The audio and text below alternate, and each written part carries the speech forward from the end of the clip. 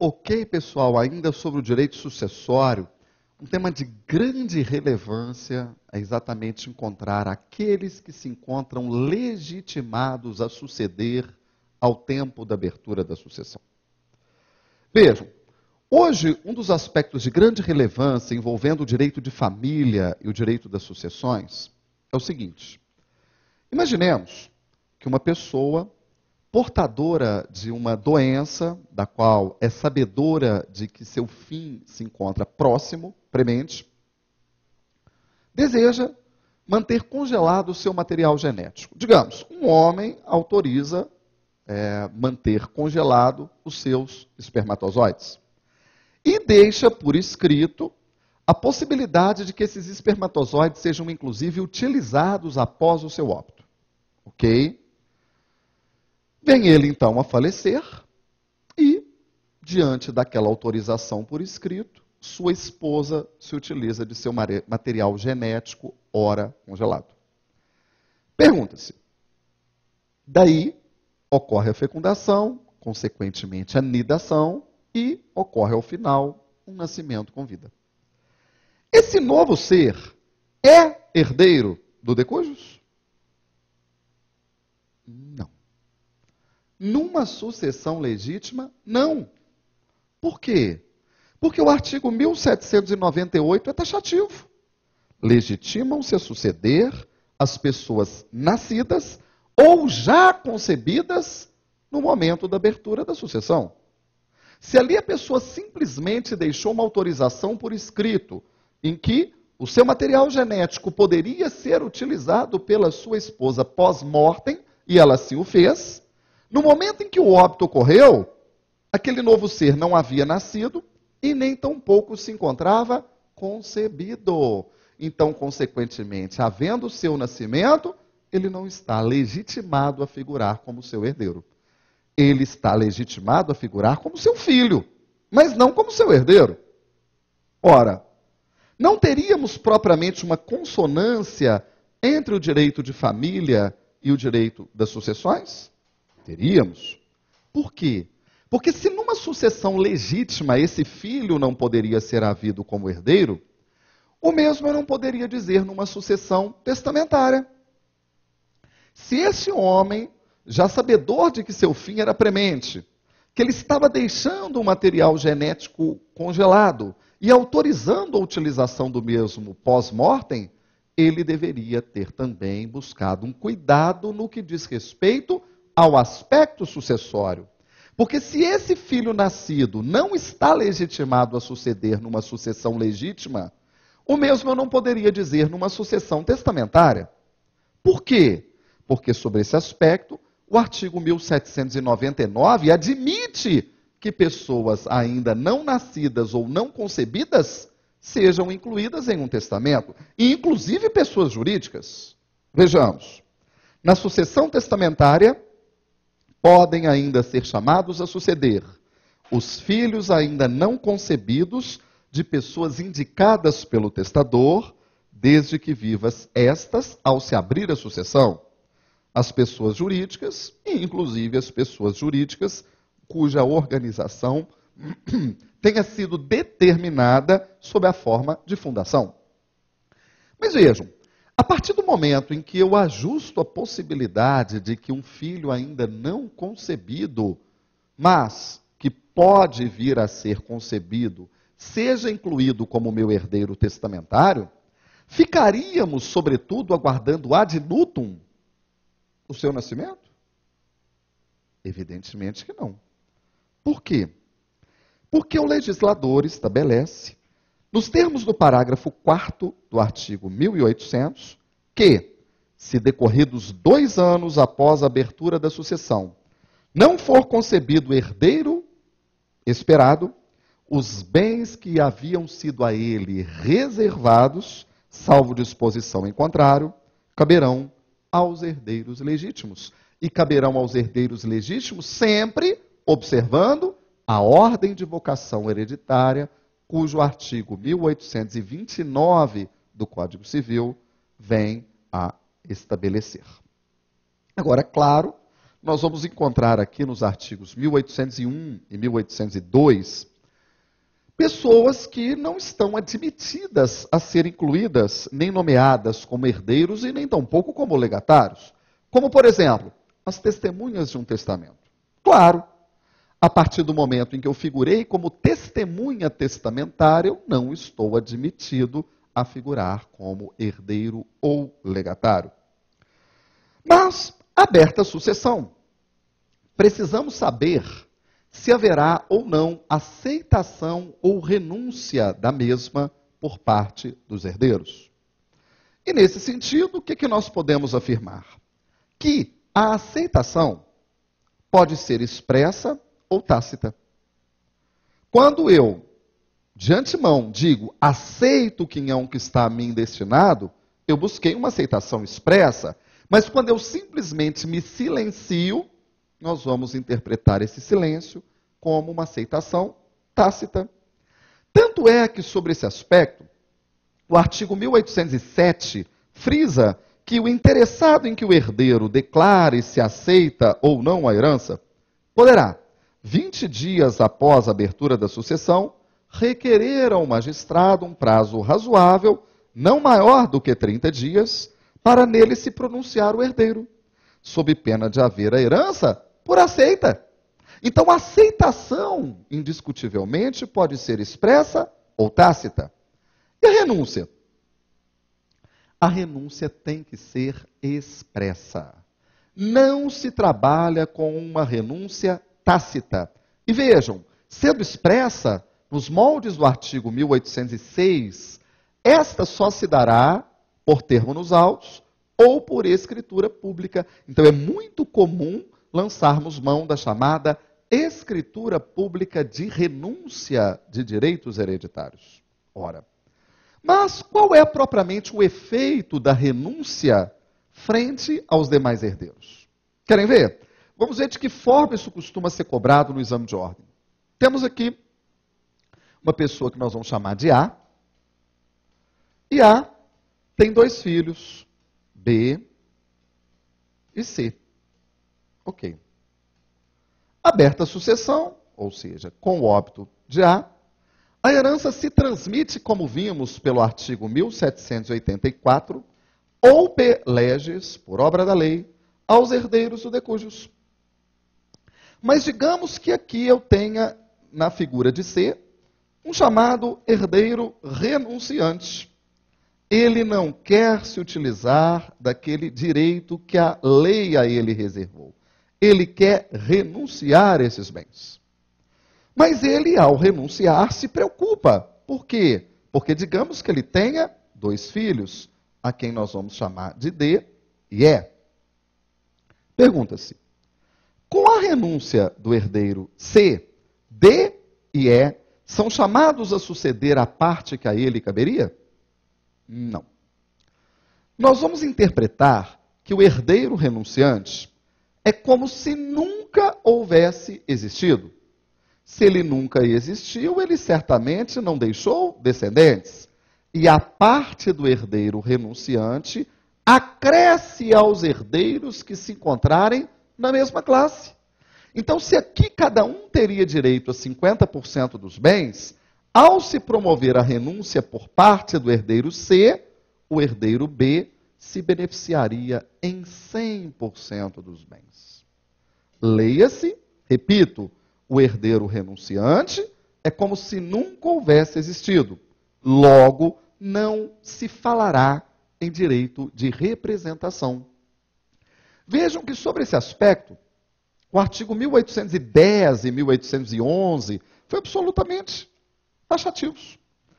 Na sucessão legítima, a parte do renunciante acresce à dos outros herdeiros da mesma classe, e sendo ele um único desta, devolve-se aos dos subsequentes. Como se isso não bastasse, o 1811 esclarece: ninguém pode suceder representando o herdeiro renunciante. Se, porém, ele for o único de sua classe, ou se todos os outros da mesma classe renunciarem à herança, poderão os filhos vir a suceder por cabeça, via direito próprio, jamais por estirpe, se utilizando do direito de representação.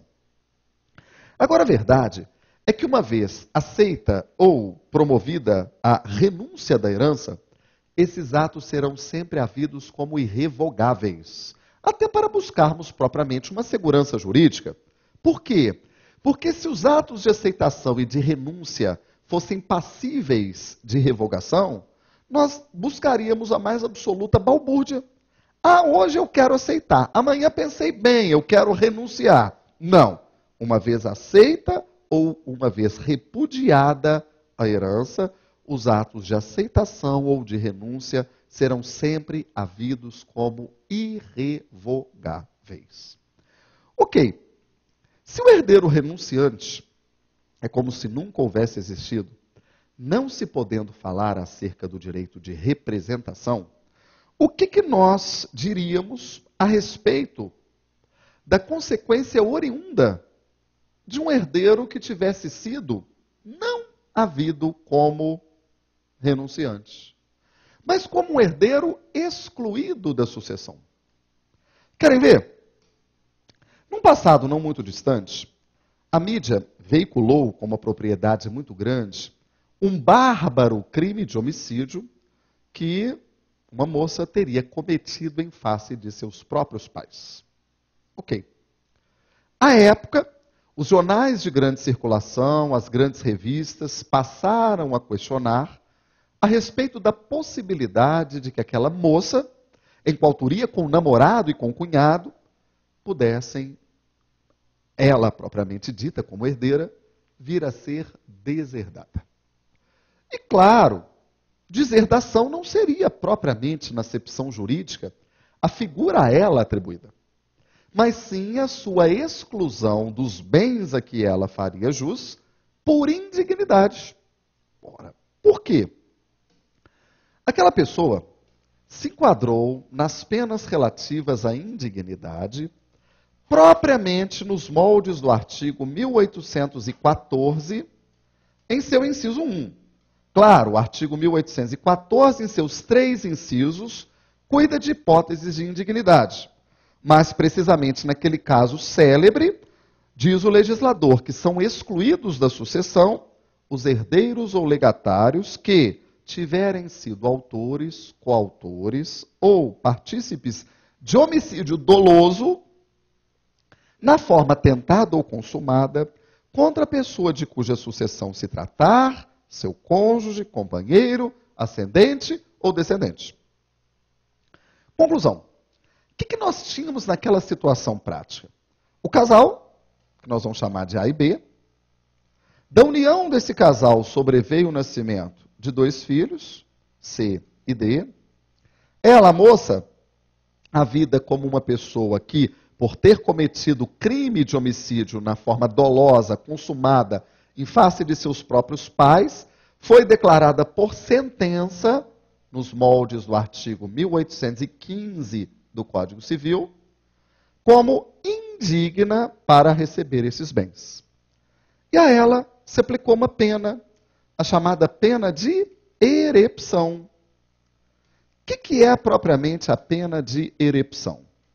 A erepção é a privação dos bens a que faria jus o herdeiro pelo fato de ter sido excluído da sucessão.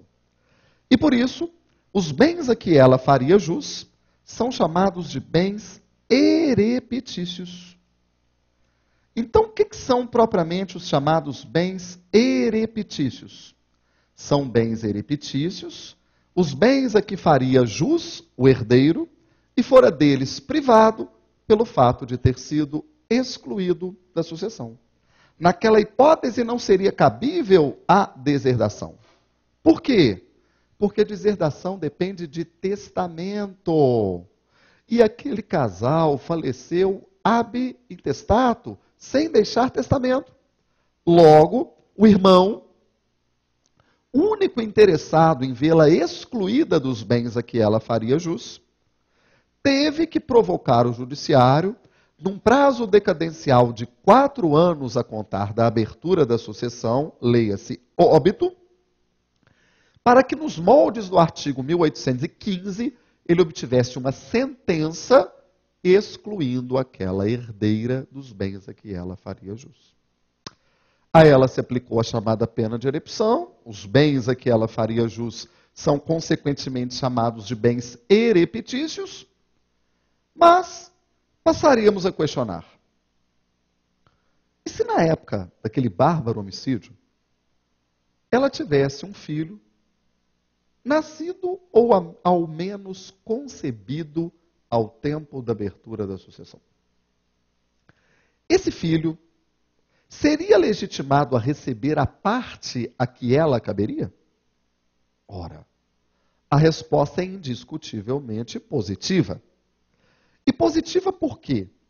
Porque os efeitos da exclusão por indignidade são efeitos pessoais. A chamada pena de erepção é uma pena personalíssima. E ela, então, não atinge os descendentes do herdeiro excluído. Por quê? Porque o artigo 1816 foi taxativo nesse sentido. Ou seja, são pessoais os efeitos da exclusão. Os descendentes do herdeiro excluído sucedem como se ele morto fosse antes da abertura da sucessão. Ora, então, aquele nosso exemplo típico, A e B, tendo então filha C, filho D, tendo ela um filho.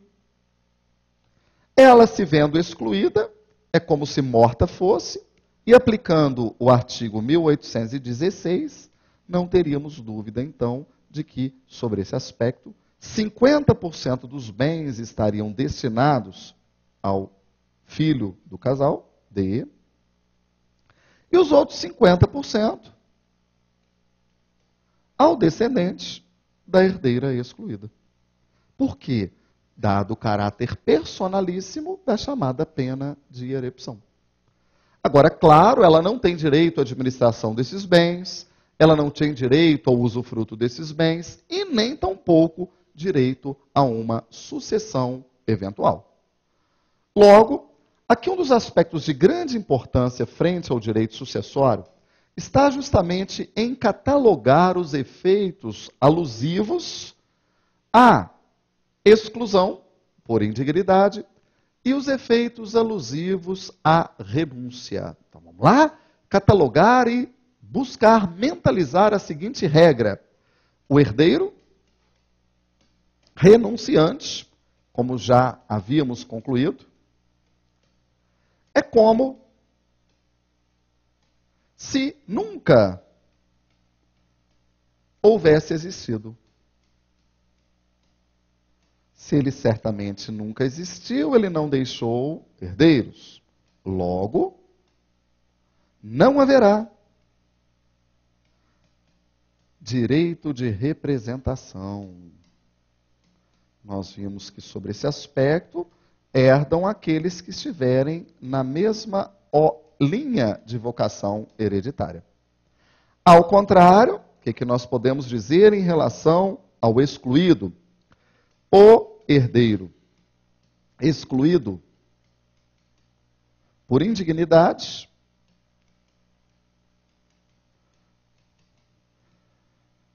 é como se morto fosse. É como se morto fosse. Antes da abertura da sucessão. Antes da abertura da sucessão.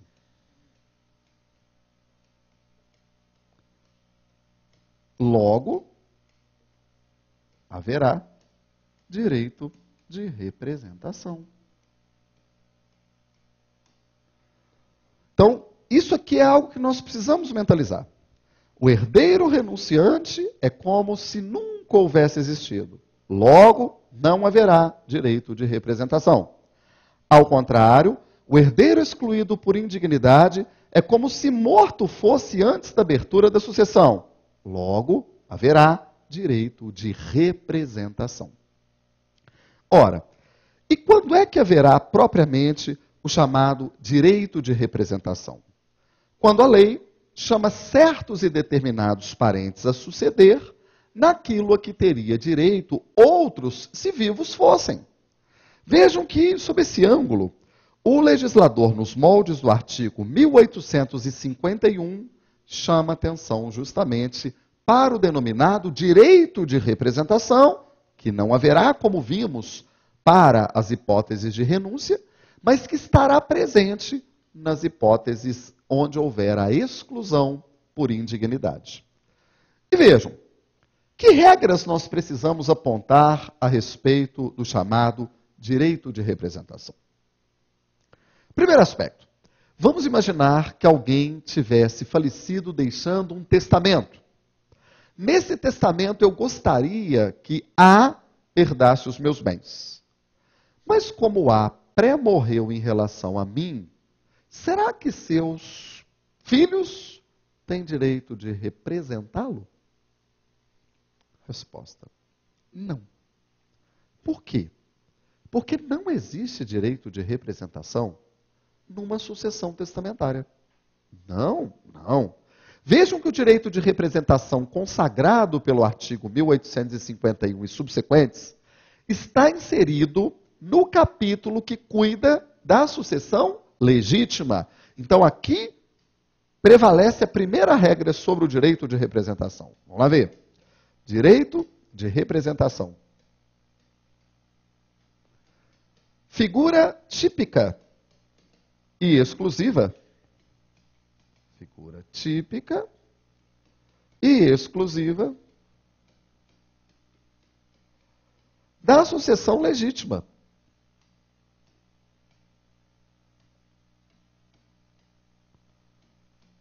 Quando? Quando a lei chama certos e determinados parentes a suceder naquilo a que teria direito outros parentes se vivos fossem. Ora, ocorre em que hipóteses? Vamos lá. Ocorre na linha reta descendente. Jamais na linha reta ascendente. Então, ocorre na linha reta descendente, mas jamais na linha reta ascendente. Sempre na descendente, jamais na ascendente. E ainda ocorre na linha colateral,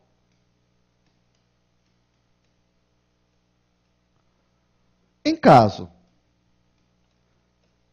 de filhos de irmãos pré-mortos,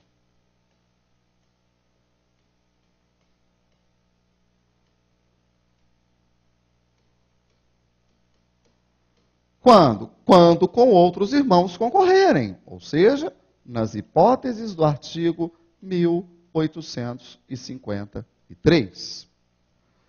Então, só nessas hipóteses nós vamos cuidar do direito de representação. Figura típica e exclusiva da sucessão legítima, ocorre na linha reta descendente, mas jamais na linha reta ascendente, e ocorre na linha colateral ou transversal, em caso de filhos de irmãos pré-mortos, quando com outros irmãos concorrerem. Ora, nesse aspecto, o que é importante ressaltar? Que nós podemos visualizar uma sucessão por cabeça ou por estirpe. De que forma? Vejamos. Imaginemos a seguinte situação hipotética. Temos aqui a sucessão dos bens deixados por A, e vamos combinar o seguinte. Todo aquele de cuja sucessão se trata, nós vamos assinalá-lo em vermelho. A, quando faleceu, deixou B, seu filho, vivo, e deixou C, seu filho pré-morto. Mas C, tendo já falecido antes de seu pai, deixou dois filhos, E e F, portanto, netos de A. Como é que nós vamos promover essa partilha? Bem, indiscutivelmente, nós vamos entregar 50% dos bens ao herdeiro B, que aqui vai receber por cabeça. Recebendo por cabeça, ele está recebendo via direito próprio. Via direito próprio. Já E e F receberão a parte a que caberia a C, se vivo ele estivesse. Se vivo ele fosse, ele receberia 50% dos bens. Então, nós vamos entregar 25% dos bens a cada um daqueles herdeiros que estarão representando o direito de seu pai pré-morto. Nesse caso, mencionamos que eles estão a receber por estirpe, via direito de representação. Então, eles estão justamente representando o direito a que teria seu pai, se vivo fosse, de receber aqueles bens. Então, quando se fala em sucessão por estirpe, nós estamos ligando-a ao chamado direito de representação. Quando se fala em sucessão por cabeça, nós estamos propriamente buscando suceder via direito próprio. Essa sucessão ocorreu nessa hipótese por quê? Porque nós estamos tratando de uma situação onde a sucessão se dá de ascendente a descendente. E, desculpem, se dando de ascendente a descendente, na forma pretendida pelo artigo 1852, nós estaremos a observar o chamado direito de representação. Mas, se ele ocorre na linha reta descendente, jamais na ascendente, o que nós poderíamos aqui propriamente concluir em relação a esse aspecto? Vejamos. Admitamos que uma pessoa, que nós vamos chamar de A, faleceu sem deixar descendentes. Também não deixou um testamento. Então, vale dizer que devemos buscar subsídios na chamada ordem de vocação hereditária, que em seu inciso 2, beneficia o quê? Os ascendentes em concorrência com o cônjuge sobrevivente. Mas ao falecer, vamos ali, portanto, assinalá-lo em vermelho, deixou o quê? Ora, deixou, digamos, apenas um dos ascendentes havido como vivo. Deixou, digamos, mãe viva, C. Pai pré-morto, D. Mas tendo o pai pré-morrido, ele deixou 2 dos pais vivos, avós de A, digamos, E e F. Como é que nós promoveríamos essa partilha se A veio a falecer em estado de viúvo? Indiscutivelmente, nós vamos entregar os 100% dos bens à genitora de C. Ora, mas será que E e F não poderiam ser chamados a representar o direito de seu filho pré-morto? Não. Por quê? Porque, como vimos na ordem do artigo 1852, não existe direito de representação na linha reta ascendente. Então, nós excluiríamos, salvo o direito de representação, a classe dos mais próximos, no caso C, exclui a dos mais remotos, E e F. E, estando então a classe dos mais próximos a excluir a dos mais remotos, nessa hipótese, não havendo o direito de representação, toda a herança estaria destinada ao ascendente C, obedecendo à ordem de vocação hereditária estatuída por força do artigo 1829. Mas vejam, e se ao contrário, nós chegássemos à conclusão de que uma pessoa faleceu, mas ela deixou irmãos e sobrinhos vivos? Ora, nós percebemos também que na ordem do artigo 1853, esta será a única hipótese onde haverá o direito de representação, em caso de filhos de irmãos pré-mortos, quando com outros irmãos vierem estes a concorrer. Ok? Feita essa imposição a respeito do direito de representação, encerramos esse segundo bloco para que no próximo venhamos a cuidar propriamente da partilha dos bens. Ok.